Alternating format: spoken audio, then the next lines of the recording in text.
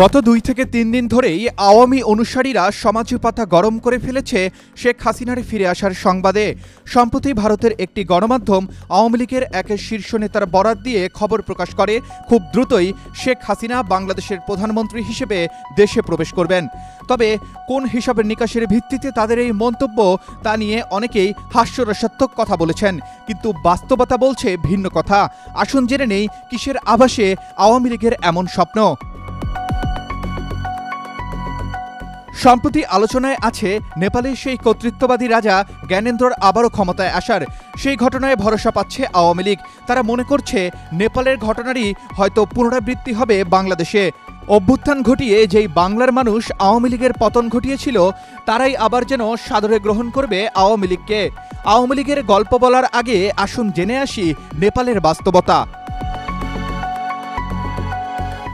নেপালের কর্তৃত্ববাদী রাজা জ্ঞানেন্দ্রকে ক্ষমতাচ্যুত করে 239 বছরের সুদীর্ঘ রাজতন্ত্র থেকে মুক্তি পেয়ে 2006 সালে নেপালের জনগণের উল্লাসের কথা আজও বিশ্ববাসী ভোলেনি। রাজার ক্ষমতাচ্যুতির দাবিতে রাজপথ প্রকম্পিত করা সেই নেপালিরাই এবার আরেকবার রাজপথে ফিরে এসেছে তাদের ভুল শুধরাতে। তাদের দাবি, নেপালে আবারও রাজতন্ত্র চাই। অথচ আপন ভাইকে খুন করে ক্ষমতায় আসার রাজা জ্ঞানেন্দ্র ক্ষমতায় এসেই চরম কর্তৃত্বপরায়ণ হয়ে ওঠেন।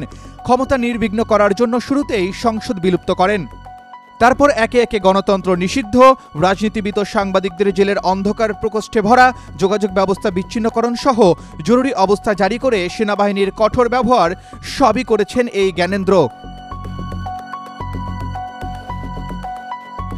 মানুষ ক্ষুব্ধ হয়ে 2006 সালে রাস্তায় নেমে আসে।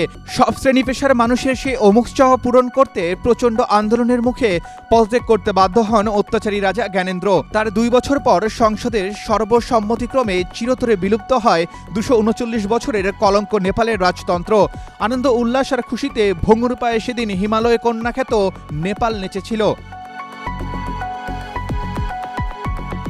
কিন্তু বিগত 18 বছরে 13 জন গণতান্ত্রিক রাষ্ট্রপ্রধান পরিবর্তন করেও নেপাল তাদের সেই অধরা সুখের খোঁজ পায়নি।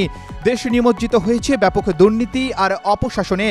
চারদিকে ছড়িয়ে পড়েছে অর্থনৈতিক মন্দা। নেপাল জুড়ে চলছিল হাহাকার। দেশে খুন, ধর্ষণ, চুরি ডাকাতি আর রাহাজানি দিনকে দিন যেন বেড়েই চলেছিল। গণতন্ত্রের সব ধরনের মন্ত্রফোঁকা শেষ করে নেপাল আজ ক্ষান্ত। তারা আবার দেশের শাসনভার জ্ঞানেন্দ্রর হাতে তুলে দিয়ে হাত ছেড়ে বাঁচতে চায়। এই দাবিতে আবারও আন্দোলন ফুঁসে উঠেছে কাঠমান্ডুতে। তাদের দাবিকে সাধুবাদ জানিয়ে আবারও দীর্ঘ বিরতির পর জনসম্মুখে দেখা মিলেছে পতিত রাজা জ্ঞানেন্দ্রর। তিনি হাত উঁচু করে দিচ্ছেন আন্দোলনকারীদের সমর্থন। যদিও আমাদের আলোচনার বিষয় নেপাল নয়, বাংলাদেশ। রাজতন্ত্র না হলেও এদেশ থেকে কিছুদিন আগে বিদায় নিয়েছে 16 বছরের স্বৈরতন্ত্র। জুলাই আন্দোলনে পিষ্ট হয়ে ক্ষমতা ছেড়ে ভারতে আশ্রয় নিতে বাধ্য হয়েছেন সাবেক প্রধানমন্ত্রী শেখ হাসিনা। সম্প্রতি ভারতের সবচেয়ে বড় পত্রিকা টাইমস অফ ইন্ডিয়া বড় করে একটি সাক্ষাৎকার ছেপেছে। সেখানে ফলাও করে লিখেছে, শেখ হাসিনা আবারও ফিরবেন প্রধানমন্ত্রী হয়ে। এরপর জনমনে আলোড়ন তৈরি হয়েছে, সত্যি কি শেখ হাসিনা ফিরবেন?